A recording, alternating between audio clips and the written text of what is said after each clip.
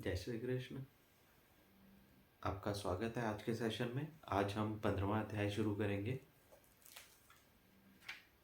रोज की तरह वैसे ही शुरू करते हैं। श्रीमद् भगवद गीता के बारे में कुछ शब्द सुन के।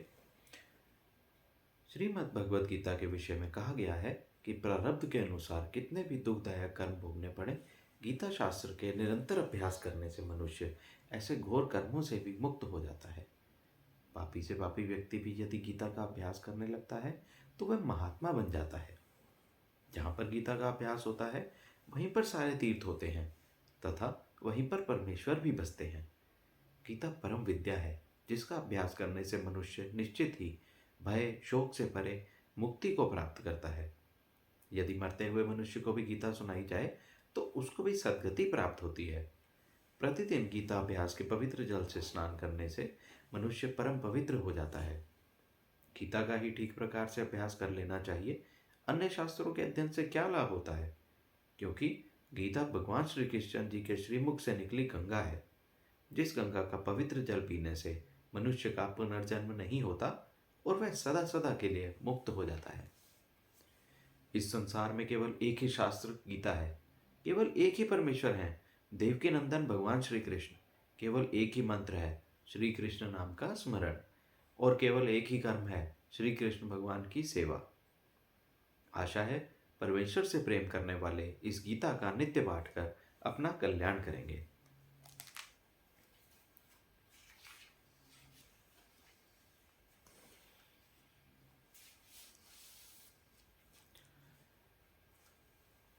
श्री कृष्णाय नमो नमः। 15वां अध्याय प्रारंभ होता है। 11वें अध्याय में विश्व रूप देखकर अर्जुन परमेश्वर का भक्त बन गया, इसलिए श्री भगवान जी ने 12वें अध्याय में भक्ति का उपदेश दिया। आगे 13वें अध्याय में यह बताया कि बिना ज्ञान के भक्ति अंधश्रद्धा है, अतः भक्ति ज्ञान युक्त ही होनी चाहिए। और इसी संदर्भ में श्री भगवान जी ने 14वें अध्याय में तीनों गुणों के बंधन से छूटकर निर्गुण होने का उपदेश दिया। अब तो श्री भगवान जी यह उपदेश देते हैं कि इस संसार बंधन को काटकर पुरुषोत्तम परमेश्वर को पाने का प्रयत्न करना, यही मनुष्य का परम पुरुषार्थ है। श्री भगवान जी बोले, हे अर्जुन, यह संसार एक अश्वत्थ वृक्ष है। अश्वत्थ मतलब पीपल का वृक्ष है। न शाश्वत इति, अश्वत्थ अर्थात सदा नहीं रहने वाला है। पीपल के वृक्ष के पत्ते सदा हिलते रहते हैं तथा यह वृक्ष सबसे अधिक प्राणवायु देता है। इसी प्राणवायु के कारण संसार के प्राणी जीवित हैं। इस वृक्ष की जड़ें ऊपर हैं, अर्थात परमेश्वर की प्रवृत्ति से अनादिकाल से इस संसार की रचना हुई है तथा इसकी शाखाएं नीचे मृत्युलोक में फैली हैं। इस पीपल के वृक्ष के पत्ते छंद अर्थात वेद हैं। जैसे पत्ते सूख जाने पर वृक्ष ही सूख जाता है, ऐसे ही यह संसार वैदिक धर्म के बिना निरर्थक हो जाता है। वेदों के अनुसार धर्म अधर्म का आचरण करने से यह संसार ठीक चलता है, परंतु वेद भी इस संसार को पूरी तरह नहीं जान सकते। केवल ब्रह्म विद्या ज्ञान से ही इस संसार का पूरा ज्ञान हो सकता है। यह संसार रूपी पीपल के वृक्ष की शाखाएं नीचे ऊपर रज तम सत्व इन तीनों गुणों में फैली हैं और संसार के लोग इन तीनों गुणों के प्रभाव से कर्म करते हैं, जिससे उनको ऊपर देवलोक, नीचे पशु पक्षी कीड़े नीच योनि तथा मध्य में मनुष्य योनि प्राप्त होती है। इस सृष्टि रचना से पूर्व का रूप अब दिखाई नहीं देता। जीव देवता प्रपंच परमेश्वर सब अव्यक्त स्थिति में थे। फिर सृष्टि रचना होने पर ये सब व्यक्त हो गए। यह सृष्टि का आरंभ कब हुआ, कब तक यह रहेगी, इसका संहार कब होगा, यह भी बताया नहीं जा सकता। इस संसार रूपी पीपल के का पेड़ जो भूत फैला हुआ है, उसको असंग शस्त्र से को पकड़कर मजबूती से काट देना मनुष्य का परम कर्तव्य है। इस संसार वृक्ष को छेद कर उस परम पद को ढूंढना चाहिए, जहां जाकर मनुष्य इस संसार में वापस नहीं आता तथा जहां से इस संसार का विस्तार हुआ है। मनुष्य को परमेश्वर की शरण में जाना चाहिए। उसके लिए मनुष्य को कुछ आचरण भी करना आवश्यक है। अहंकार का त्याग, मोह पर विजय पाना, निरंतर परमेश्वर का चिंतन करना, सुख दुख द्वंद्वों से मुक्त होना, काम वासनाओं को त्याग देना, ऐसा आचरण करने वाला योगी उस अविनाशी परम पद को प्राप्त करता है। वह परम धाम सभी प्रकार के प्रकाश का मूल स्रोत है। वह स्वयं प्रकाश है। उसको चंद्र सूर्य अग्नि प्रकाशित नहीं कर सकते। उस परम धाम पर पहुंचकर मनुष्य पुनः इस संसार में नहीं आता। यह संसार जीवलोक है। इसका निर्माण जीव के उद्धार के लिए किया गया है। इस संसार में यह अनादि जीव जिसको शरीर दिया गया है मेरा अंश है। यह जीव ही परमेश्वर के मोक्ष को का अधिकारी है। जड़ प्रपंच तो जड़ होने से मुक्त नहीं हो सकता।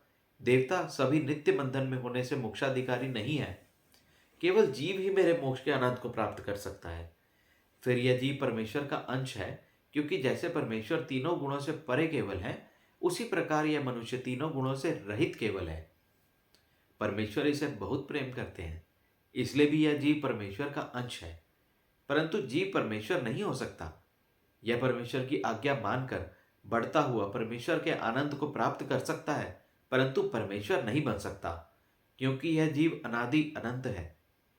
श्री भगवान जी बोले, मेरा अंश जीवात्मा शरीर धारण कर प्रकृति के 5 इंद्रिय तथा छठा मन का आकर्षण करता है। सृष्टि रचना के समय जब यह जीवात्मा सूक्ष्म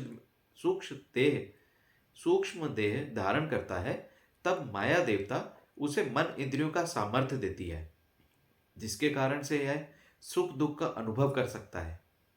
सूक्ष्म देह के साथ मन इंद्रियां सृष्टि के अंत तक रहते हैं।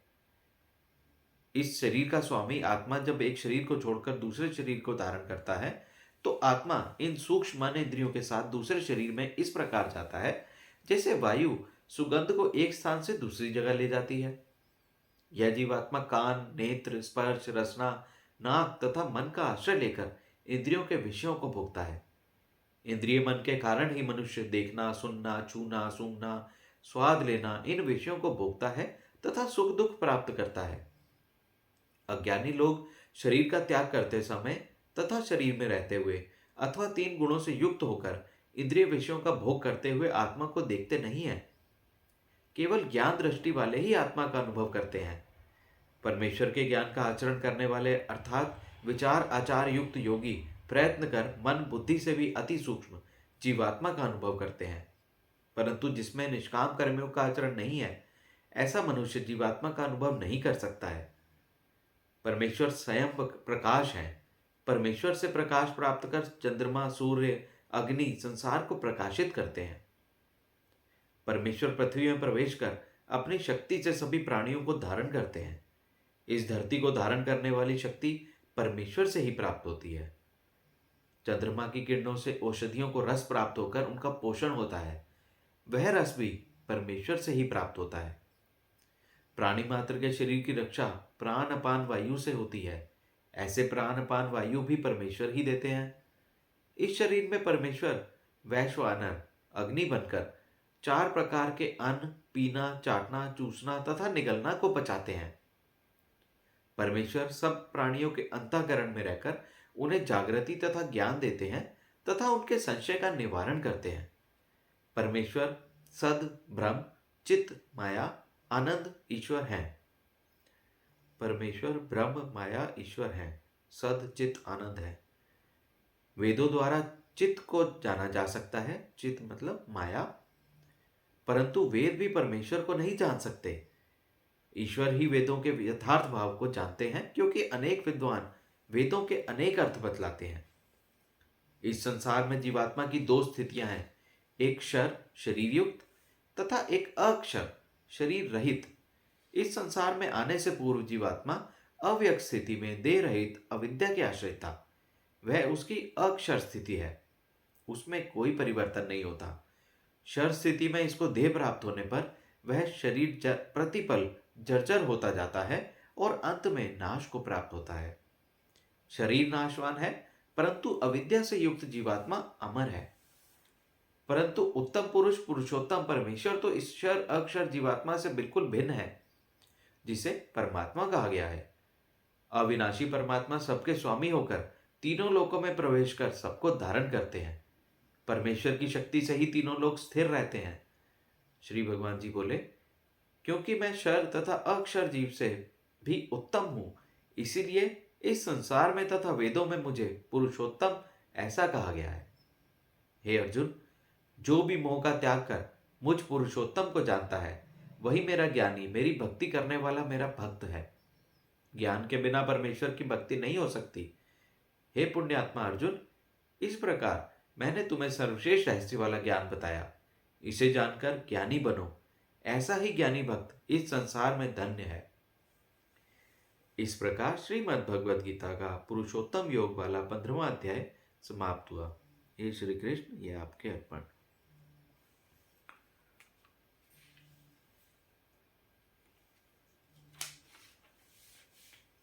त्वमेव माता च पिता त्वमेव, त्वमेव बन्धु च सखा त्वमेव, त्वमेव विद्या द्रविणं त्वमेव, त्वमेव सर्वं मम देवदेव। वसुदेवसुतं देवं कंसचाणूरमर्दनं, देवकी परमानन्दं श्रीकृष्ण वन्दे जगद्गुरुं। सह्याद्रिशिखरे रम्यम् अत्र्यंशूयनन्दनं, तं वन्दे परमानन्दं श्रीदत्तात्रेय जगद्गुरुं। फलस्तनगरे जातं द्वारावत्यानिवासिनं, नौम्यं चक्रपाणितं जनकाद्विजनन्दनं। नेमाम्बोदरसम्भूतं काण्वादनन्तनायकात्, प्रभो नमामि गोविन्दं जीवविद्याभञ्जकं। पुत्रं विशालदेवस्य नित्यमुक्तिप्रदायकं, मालनी परमानन्दं वन्दे श्रीचक्रधरविभुम्। पापोऽहं पापकर्माहं पापात्मा पापसम्भवः, त्राहि मां कृपया देव शरणागतवत्सल। सर्वे भवन्तु सुखिनः, सर्वे सन्तु निरामया, सर्वे भद्राणि पश्यन्तु, मां कश्चित् दुःखभाग् भवेत्। हे प्रभु, ये सब आपके अर्पण।